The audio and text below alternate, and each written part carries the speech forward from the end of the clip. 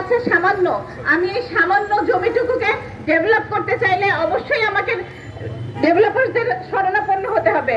এখন যদি আমার জমি থেকে 5 কাঠা, তারা যদি দেয় আমাকে 5 তলা অনুমোদন, তাহলে আমি কি নিব, ডেভেলপার কি নিবে?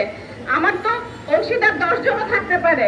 সেক্ষেত্রে এতদিন তারা কোথায় ছিল? যখন তারা এই 2008 প্রণয়ন করেছিল তখন মাথায় ছিল না যে 10 তলা করা যাবে না?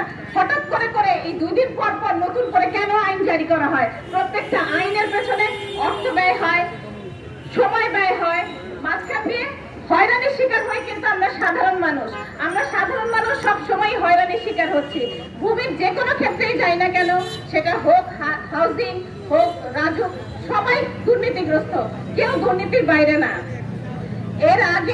এর আগে আমরা রাজুক চেয়ারম্যানের বরাবর 2বার চিঠি দিয়েছি। আগে চেয়ারম্যানকেও চিঠি দিয়েছি, বর্তমান চেয়ারম্যানকেও চিঠি দিয়েছি।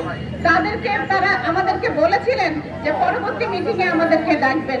কিন্তু বর্তমানে আজকে আমরা যতদূর খবর পেয়েছি, আজকে তাদের একটা মিটিং আছে, আমরা কিন্তু কোনো দাওয়াত পাইনি বা আমরা তাদের কাছ থেকে কোনো আন্তরিকতা দেখিও না। তো আমরা আসলে জানতে চাই তাদের পরিকল্পনাটা কি।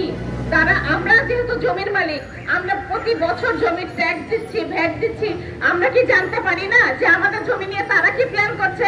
প্ল্যানার্সরা উঁচু বিল্ডিং এ বসে প্ল্যান করবে, আমাদেরকে সেটা মেনে নিতে হবে। এটা তো কাম্য না। Thank you.